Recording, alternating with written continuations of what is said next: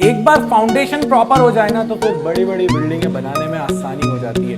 उसी तरह से जैसे कि अगर रनवे पर प्लेन प्रॉपर तरीके से अपनी इनिशियल स्पीड को मेंटेन कर ले तो प्रॉपर टेक ऑफ ले सकता है, अदरवाइज बहुत बड़ी दिक्कत आ जाती है। फाउंडेशन सेट हो चुका है दोस्तों, आर, एल और सी इन तीनों के बारे में हमने पढ़ लिया है लास्ट वीडियो में। अब बात करेंगे कुछ और AC circuits R L, R C, R L C के बारे में। चलिए बढ़ते हैं।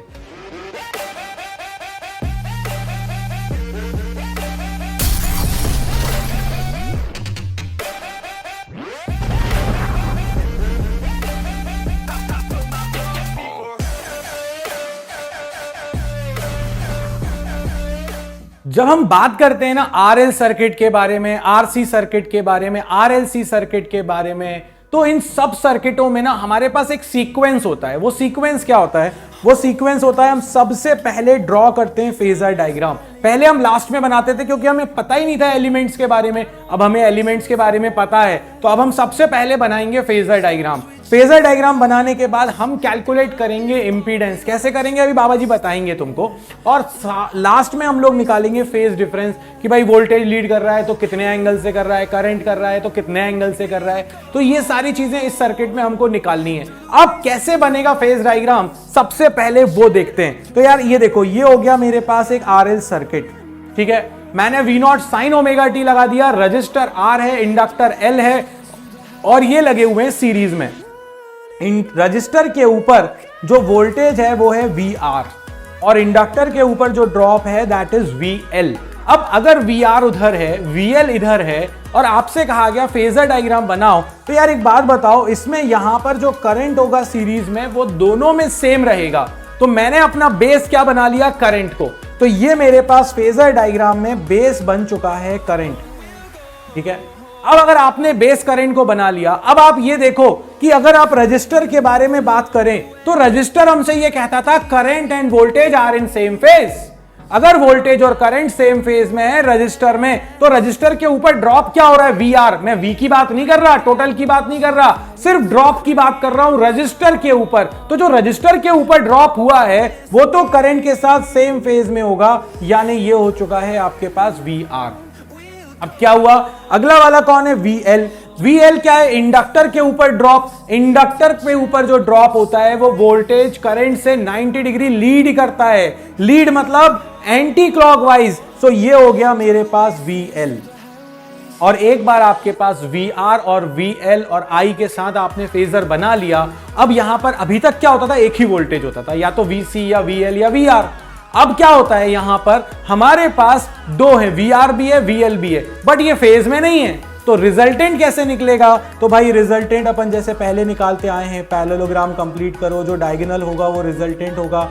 तो VR और VL का जो रिजल्टेंट आएगा वो आ जाएगा V, और वो कुछ एंगल फाई लीड कर रहा है करंट से। इसका मतलब है RL सर्किट में वोल्टेज लीड करता है करंट से। एक बार फिर से इसको अच्छे से देखो क्योंकि ये बहुत इंपॉर्टेंट है समझना और इसको बनाना। सीरीज में करंट सेम, तो बेस अपन ने ले लिया करंट।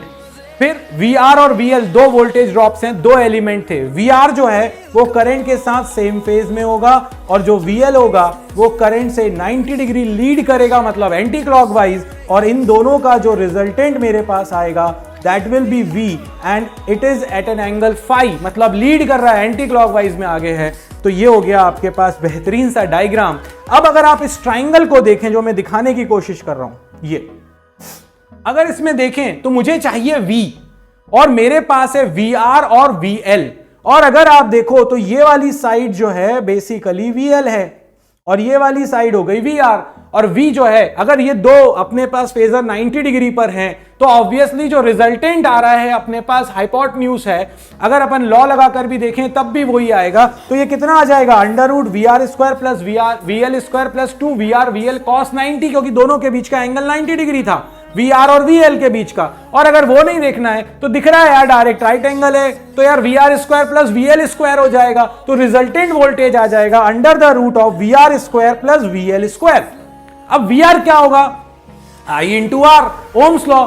और VL क्या होगा? I इंटू XL, L नहीं, क्योंकि L di/dt होता है, यहां वो नहीं, I इंटू एक्सएल। तो यार देखो करंट सेम है, VR की वैल्यू हो गई IR, VL की वैल्यू हो गई IXL। उठाओ ऊपर वाली इक्वेशन में रख दो, तो क्या मिला, VR का स्क्वायर यानी IR स्क्वायर, VL का स्क्वायर यानी IXL का स्क्वायर, I स्क्वायर दोनों में से कॉमन आ गया, तो ये I स्क्वायर कॉमन, क्या बचा, R square plus XL square. अब I स्क्वायर रूट के बाहर क्या आ जाएगा, ये V/I under root R square plus XL square. हो गया ना आसान। V/I क्या होता है, जब सर्किट के अंदर एक से ज्यादा एलिमेंट होते हैं तो V/I रजिस्टर नहीं होता, रिएक्टेंस नहीं होता, क्या होता है, यस, पुराने वीडियो में हमने देखा है, ये होता है इंपीडेंस Z। तो सर्किट का इंपीडेंस लहराता हुआ निकल के आ गया, under root R square plus XL square. XL की वैल्यू को चाहो तो ओमेगा L लिख दो, तो ये आ जाएगा under root R square plus omega L whole square. तो ये अपने पास आ गया है इंपीडेंस निकलकर सामने आपके, और ये बता रहा है कि वोल्टेज लीड कर रहा है करंट से, कितने एंगल से, फाई से। अब मुझे फाई निकालना है, ठीक है भाई, लो निकाल देते हैं। फिर वही जो बेसिक वाला अपने पास था डायग्राम, अभी देखो जो मैंने तुम्हें दिखाया, क्या है ये, इस केस में ये ट्राइंगल दिखा रहा था मैंने आपको, ये वाला, ये हो गया VL, ये हो गया VR, और आपको चाहिए फाई। तो अगर परपेंडिकुलर अपन बेस लगाएं तो 10 फाई हो जाएगा, VL/VR।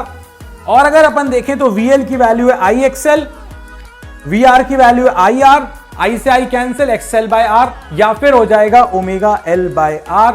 तो बहुत आसानी के साथ हमने करंट को रेफरेंस लेके VR VL का रिजल्टेंट V बनाया, V is equal to under root VR square plus VL square. Normal formula लगा के VR और VL की वैल्यू रख दी, Z आ गया under the root of R square plus XL square, और यहां पर जो 10 फाई आ रहा है वो आ रहा है XL/R। वो भी हमने उसी एक छोटे से ट्राइंगल, पिद्दू से ट्राइंगल को देखा और अपना काम खत्म कर लिया। तो यार RL सर्किट में इससे ज्यादा कुछ नहीं है, अब सिर्फ न्यूमेरिकल पूछे जाएंगे तो देख लेंगे उन न्यूमेरिकल्स को भी। तो यार यहां RL खत्म हुआ। लाइक, शेयर, सब्सक्राइब करना बिल्कुल मत भूलना।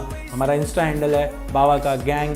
आपके पास पूरी चांसेस हैं कि जहां डाउट्स हों आप ऐप पर आकर पूछो, इंस्टा पर आकर पूछो, हम जितनी जल्दी हो सके आपको रिस्पॉन्ड करेंगे। थाउजेंड्स ऑफ मैसेज आते हैं, फिर भी हम जितना मैक्सिमम हो सकते हैं रिप्लाई ज़रूर करते हैं दोस्तों, क्योंकि आप और हम एक ही हैं। तो इसी तरह से बढ़ते रहो, पढ़ते रहो, डिस्क्रिप्शन में नोट्स हैं, डाउनलोड करते रहो, प्रिंट आउट लेते रहो, पढ़ते रहो, मार्क्स लाते रहो। इस वीडियो में इतना ही। जय हो।